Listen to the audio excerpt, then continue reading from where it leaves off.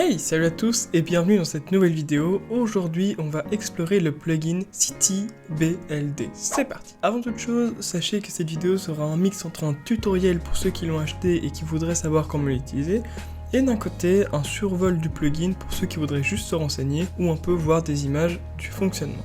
On va commencer par activer le plugin et on va aller dans Plugin, Installer et on va activer nos trois plugin ici. Évidemment, il va falloir le redémarrer. Voilà, le redémarrage étant terminé, on va pouvoir aller dans File, New Level. Une fois dans ce niveau, on peut aller dans Selection Mode et vous voyez ici, on a City Builder.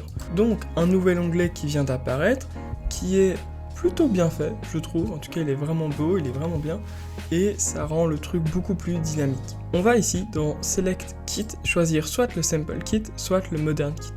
Alors, le Sample Kit, c'est celui par défaut. On installe le plugin et voilà, il est envoyé. Et le Modern Kit, c'est quelque chose qu'on va devoir télécharger à part, qui fait, à l'heure où j'enregistre cette vidéo, environ 40 Go. Moi, je l'ai pris, je l'ai téléchargé, donc je vais le charger. Charger City Kit, Modern Kit. Et ici, on a plusieurs onglets, donc on a plusieurs catégories. On a le général, le road, les blocs, les buildings, le trafic qui est grisé et qui pour l'instant en tout cas je n'ai pas réussi à le dégriser, donc je pense que ce sera disponible dans les futures mises à jour, et les settings. On va dans les roads et nous avons encore plusieurs sous-catégories. Nous avons donc le draw road, donc le dessiner des routes, les autoroutes, l'optimisation et les modules. Donc, les modules en gros c'est quand on a dessiné notre route, on va pouvoir la sélectionner et ajouter des parties comme des trottoirs, des arbres, des bancs, etc. etc.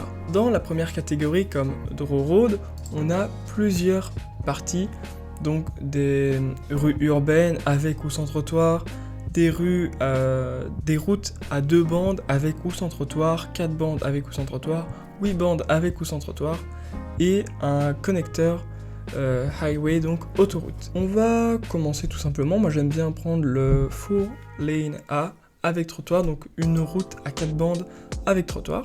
On va appuyer sur Draw et maintenant, comme vous pouvez le voir, on a notre petit curseur qui devient tout vert.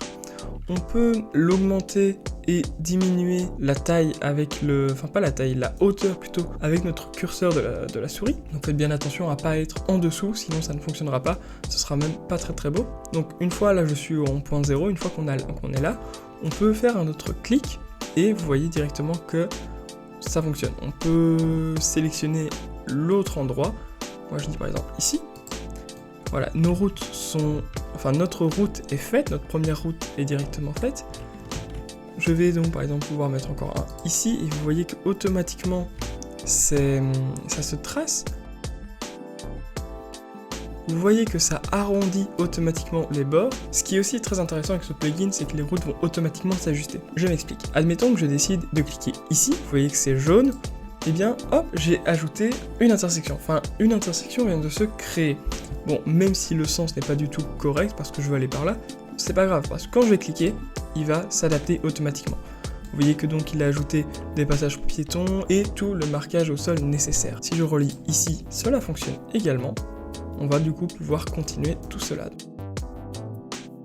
Voilà, donc là on a une petite route plutôt sympa. Vous voyez que les poteaux, les lampadaires, se sont automatiquement placés, le marquage au sol est fait. On peut appuyer sur Escape pour sortir du mode, et quand je fais un Alt P, je me retrouve donc directement en jeu sur mes routes qui sont d'extrêmement bonne qualité.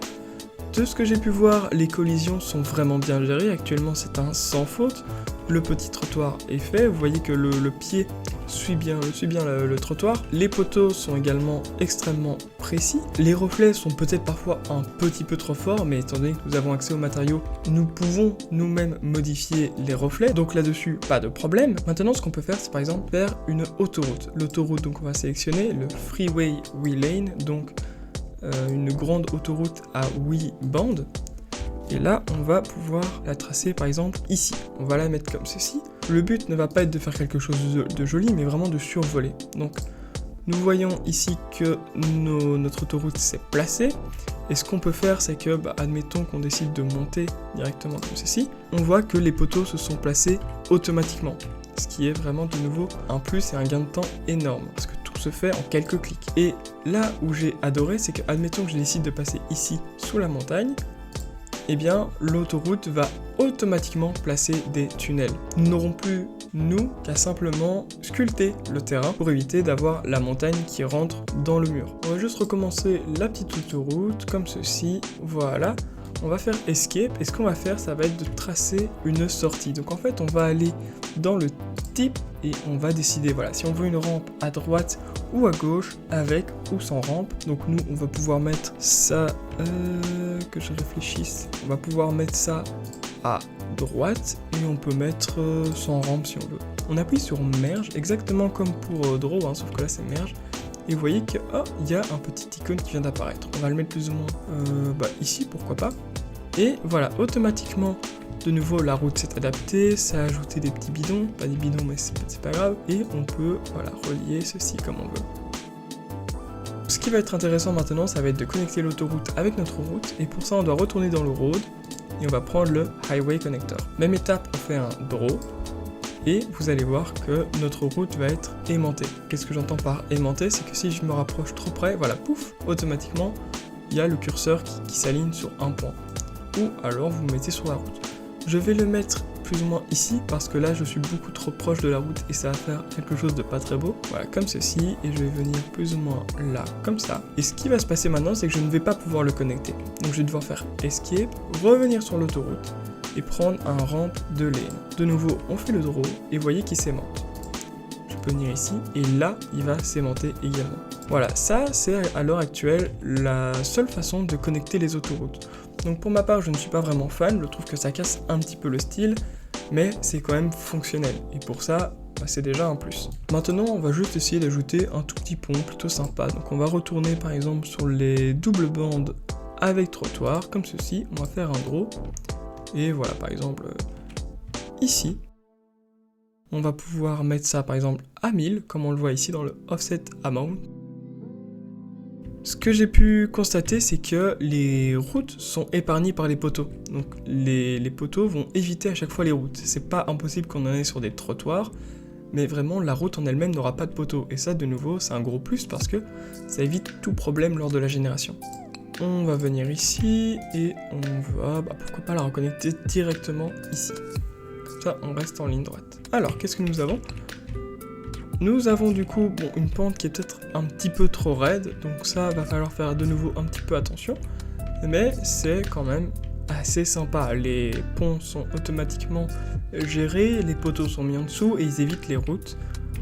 Donc c'est très très correct. On va sortir maintenant de la gestion des routes et on va s'occuper des bâtiments. Il y a deux parties pour mettre les bâtiments. Soit ici dans Building, et nous avons toute une liste de bâtiments préfabriqués. Par exemple la station, on appuie ici sur Place pour le placer quelque part. Et on peut, je sais pas trop moi, par exemple la mettre ici, près du pont.